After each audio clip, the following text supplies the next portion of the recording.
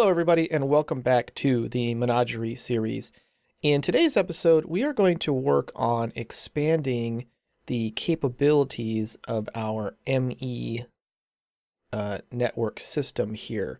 As you can see here, I'm upstairs and I've run some ME cable from way down there and run it up here. And I've taken my access terminal and I've brought it up here, and as you can see, I've put a lot of things into my ME system. So here I can access everything quite easily, and so that means I'll be able to take all the things out of these chests and put them into the ME system, and then I can access everything directly here, as opposed to having to go search through the various chests to find what I need. Now, in addition, I made an ME crafting terminal, and this basically operates the same as the access terminal. I have access to all of the different items that I might want, so I can go in here and take stuff out if I like, just like anything else, and put stuff in. But in addition, I can take items and use this as a crafting grid to, make anything that I might want to make, say a chest like that. And I can pull that chest out. It will remember my crafting recipe and that I've used. I can clear it with this button here, and then I can take items and put it back into the ME system. So that works out really, really good. Now, so far we've used the Applied Energistics, the ME system, mainly as storage for the items, and we've done a little bit of automation. We have the tree farm down there is being supplied with its saplings and fertilizer and dirt, and then we take the wood out of there and we are running it to various places to get stuff done. But we can do a lot more with this ME network, which we're going to work on today. So the first part of this is we're going to build a molecular assembler chamber, which is going to involve these parts here. And these are actually fairly expensive parts. Each one of these containment walls takes 4 gold ingots. So I actually had to use 80 gold ingots to make those walls. Now, when you build this molecular assembler chamber, which is called an MAC, you can build it in any cuboid shape. I'm going to do the smallest, which is a 3x3x3, primarily because of how expensive it was to build the items. So I've already created all the parts for it here, so all I got to do is put it together. And I am going to put it together right in this area because I do need to be able to sort of access it a little bit. But anyway, it's pretty easy. It is a multi-block structure, and so we need to build the... I just realized I built this out a little farther than I intended. That's okay, or I dug it out farther than I intended. So we build the sides, or the edges anyway, like so. And like that, and like that, and like that. And then we take these heat vents and they go into the sides and the top and bottom. And this pattern provider will go in the middle. And the final, the final heat vent on top. You can see it kind of changed a little bit, and then it connected to my network. And so now I have this molecular assembler chamber, this MAC. And what the MAC does is it stores patterns, which are the recipes for crafting. And then once you have a pattern in there, you can access it from one of the terminals. So the next step will be, of course, to produce these patterns. And the way we do that is with this pattern encoder. And I think what I'll do is I'll put the pattern encoder for now. I think I'm going to put it right here. So let me make sure I connect it to my network via some cabling. And we can go like that and put that guy right there for now. So this is the pattern encoder, and it's fairly simple. You need to have a blank pattern, which I've already made one.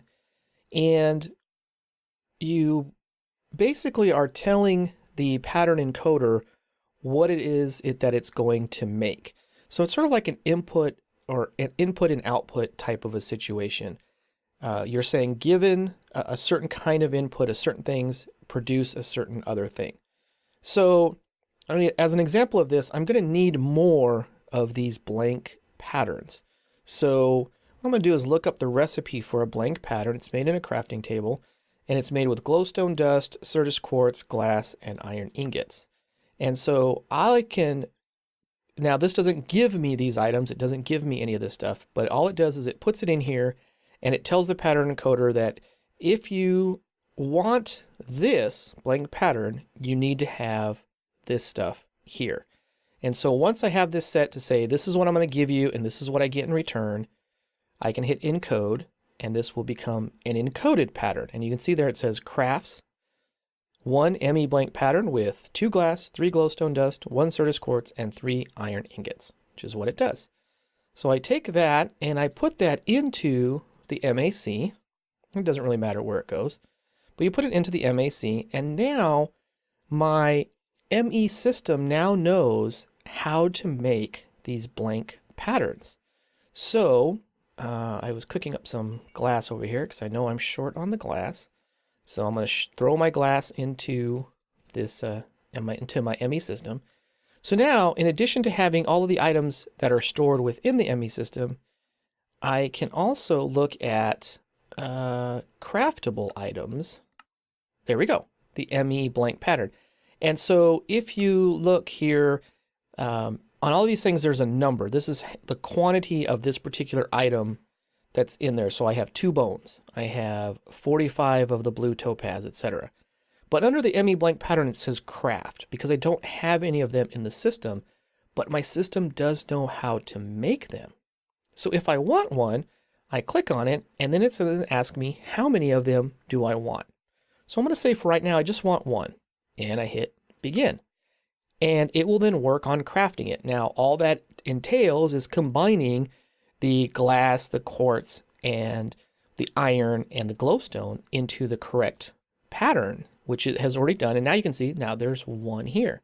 And now I can click that and I can take it out and I have myself another blank pattern, which is really, really great. And then I can go over to my pattern encoder and I can say, okay, let's clear this. I don't need 2 of the same pattern, but now I'm going to put my blank pattern in, and maybe I need to be able to make something else. I can't even think of what else I need to make, quite frankly, at this point in time. Oh, I can think of something. Let's try a book. I need to make books for my spells for Ars Magica and other reasons. So I'll just say a book. Again, there's NEI integration, so I can copy the recipe over and tell it if you have 3 paper and a leather, you can give me a book and encode that for me. And there you see it. See, the pattern says it crafts 1 book with 3 paper and 1 leather. I can take that out. I put that into my MAC. And there you can see it. It even shows you what it looks like that it makes, which is great. And so now if I go over here and you can see under book, I can craft a book. Now here's what's interesting. If I try to craft this book, I'm not going to be able to do so.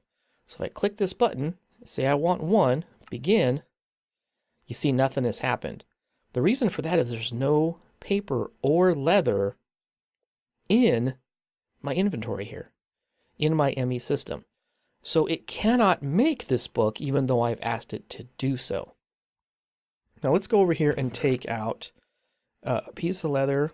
Well, I might as well take out all the leather, and the sugar cane. We'll turn the sugar cane into paper, put that into, and we'll go over here, we'll put the paper into our system. Ooh, I heard an explosion. Did you hear an explosion? And again, so we go to the terminal, we've already put the paper in there, it's right there, and we'll take the leather and put that in, and now you can see there's 1 book. The system remembered that I had requested that it make a book, and so as soon as the right number of items appeared in the inventory, it made the book. So that's really good. Now, and so now I'm limited to how many patterns I can have. I can only have this number of patterns, and if I want more, I have to build a bigger molecular assembler chamber.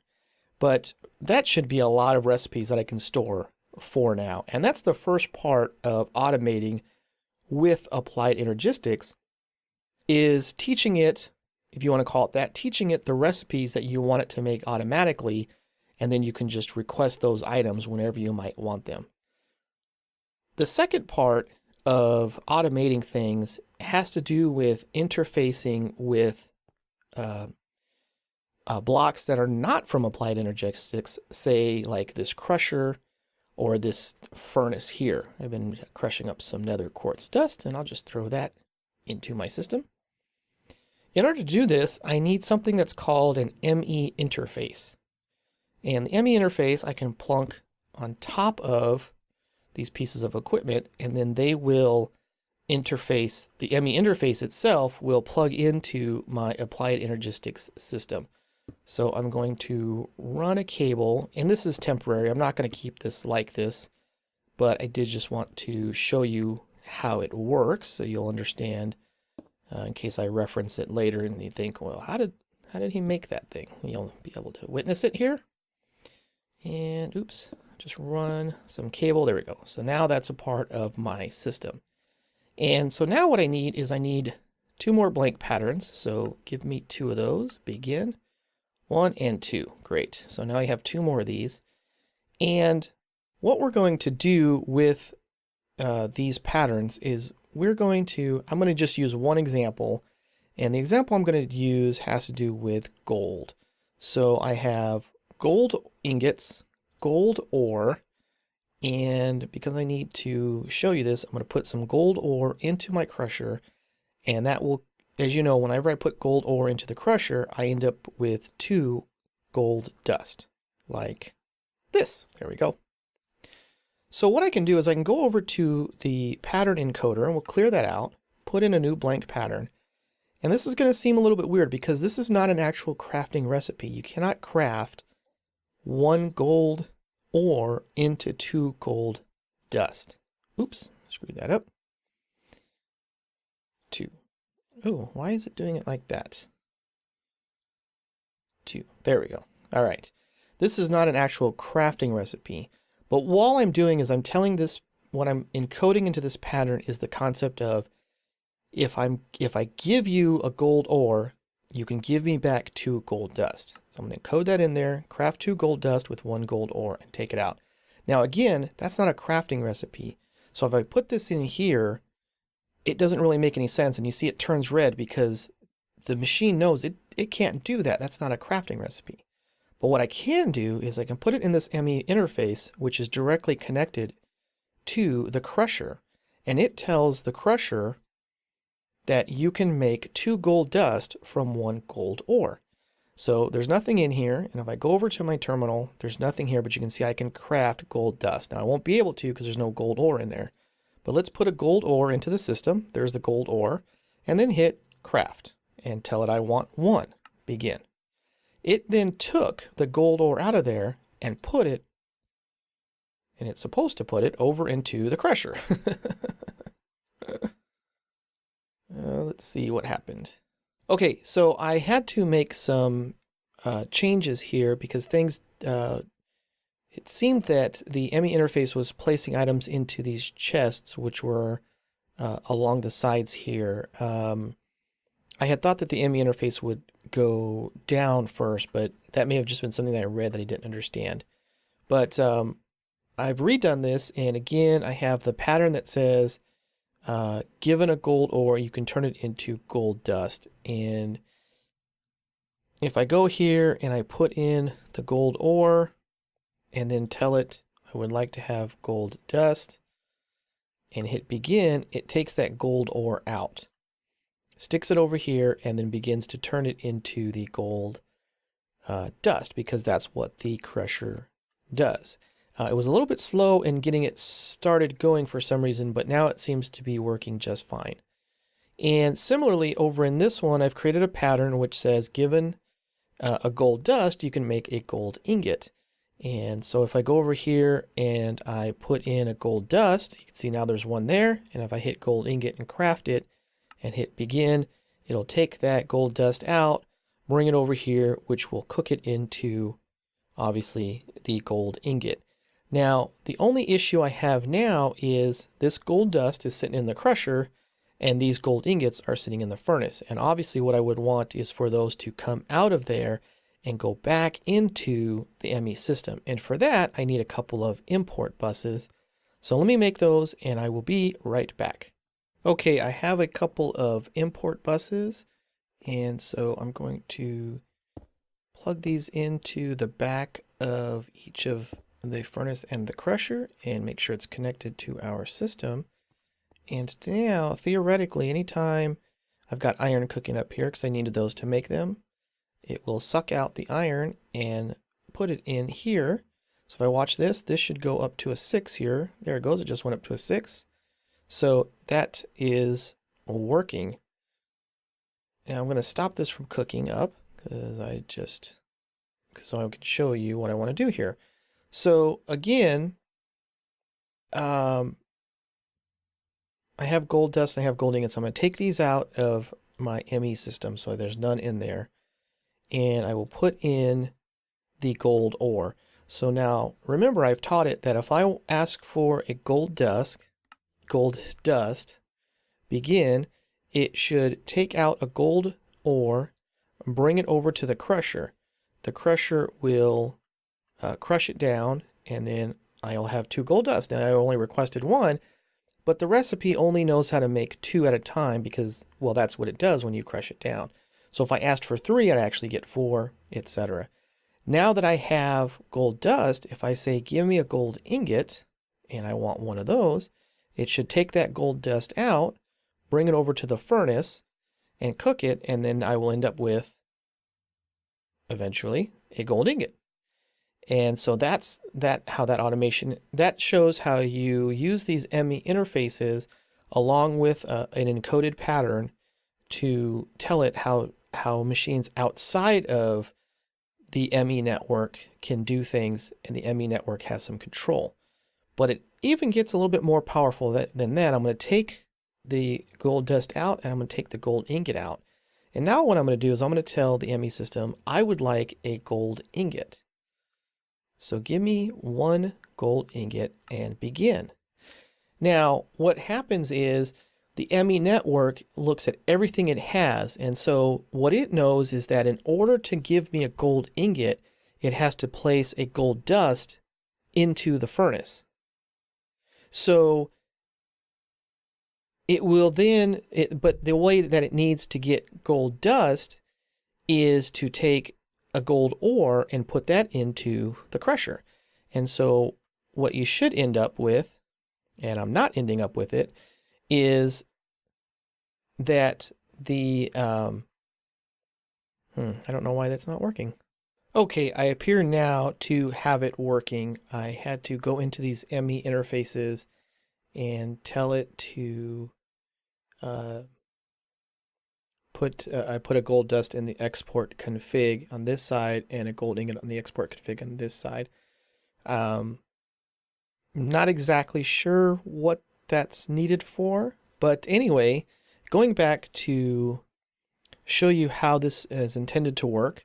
Again, the ME system is smart enough to know how to chain things together. So as you can see here, I have no gold dust and I have no gold ingots, but I do have some gold ore. But I would like to have a gold ingot for whatever reason. So if I click this and tell it, and before I do that, you can see I have 18 gold ore here. So I do this and say, give me a gold ingot and hit begin. It took out one of the gold ore, so it's down to 17, and it sent that gold ore over to the crusher. Well, it will crush it down to 2 gold dust. Now those 2 gold dust came back, and then one of those went to the furnace to get crafted into the gold ingot, and now there is my gold ingot, which I can obviously take out. And of course at this point in time, because there is a gold dust here, if I said, hey, give me 1 more gold ingot, it's just going to go ahead and take that gold dust, put it in the furnace, and turn it into a gold ingot and bring it back here to me. So this is really kind of a nice setup because it allows me to chain, and obviously it's doing some additional crafting because in my testing I was asking it to do all kinds of stuff, but that's beside the point. But it allows me to chain things so I don't have to say, okay, give me a gold dust, and now give me a gold ingot. I can just say I need a gold ingot, and it will cook that up for me, which is really, really nice. Now, you may wonder, since I have a quarry running, and it's generating all kinds of ores for me, as you can see in here, I've got, let's just search for the ores here. Look at all I got. I got astral silver, copper, deep iron, gold, iron, manganese, auriclase, silver, tin, the vintium, and some zinc. So the natural thing to ask would be, well, since those things are being dug up out of the ground, why not send them directly over to the furnace or to the crusher to begin with and have them crushed down to their respective dusts? And the reason I don't want to do that is because that actually takes up more space. So you can see here I have 45 copper ore. If I crush those down, I'll have 90 copper dust. And even if I cook those up, I'll have 90 copper ingots. So keeping them in ore form is actually somewhat, it uses up less space for me. Now, at some point in time, I may have a larger ME disk drive system, which can store lots and lots of items and not care about that. But for now, I'm still in a situation where my disk drives, as you can see here, this one is full, and this one's about half full. So I don't want to just arbitrarily fill items up like that, or double my ores into dusts or even ingots, because that will double the space that they take in those disks. The other factor that comes about is if I crush the copper ore into copper dust, I don't necessarily want copper ingots. I may want to combine that copper dust with tin dust to make bronze. The gold dust, if I wanted to combine it with iron dust to make hepatazon, or the iron with the manganese to make steel, etc., etc. So, so I don't want to just assume that anytime I run into any type of an ore, of an ore, that all I want to do is smelt it and make it into the ingots. Now, maybe I will end up doing that. I can always crush an ingot down into its dust if I really need to do that. But I think I would just, at this point in time, I think I'd rather prefer to keep the ore in ore form. So anyway, this is how we can set up the these crusher and the furnace interfaces so that things will be done automatically. I can expand this out to have it know how to turn copper ore into copper ingots, and iron ore into iron ingots, and even I can even say crush iron ore. I can, using this system and a combination of these systems, I can turn iron ore into iron dust and manganese ore into manganese dust, and then combine iron and manganese in order to make steel dust, and then put that steel dust into the furnace in order to cook it into steel. So yeah, there's a lot of ways that this can all be automated and make things really nice and very simple to use and easy to get along with. It does just take a little bit of effort to get it all set up, properly the way that it needs to be done. But once I get that all done, I will have the MAC down below, which I can still access to put in new patterns, make new patterns here, hook everything up to my system, and then theoretically, I'll be able to get rid of all these chests to get rid of all this excess stuff that I've just got laying all over the place. Except that I can't do that just yet. If you remember just a minute ago, I've got 2 disk drives full and 1 disk drive half full. And part of the reason for that is the quarry. Quarry running has resulted in me having, look at this, 37,298 cobblestone. That's a lot of cobblestone, and I probably won't use that much cobblestone ever. Even if I cook some of that into stone, I'm not going to use that much. and I even have 4,000 pieces of dirt and 1,400 pieces of gravel. So my inventory, or the space in my ME system is filling up quickly, primarily because of this. I mean, just to put it bluntly, a lot of my ME network is being used to store useless cobblestone. So in the next episode, we are going to work on what are we going to do with all of this excess cobblestone. I have an idea, and that idea is based upon what I have right here. But that is for another episode. Thank you for joining me, and I'll see you next time.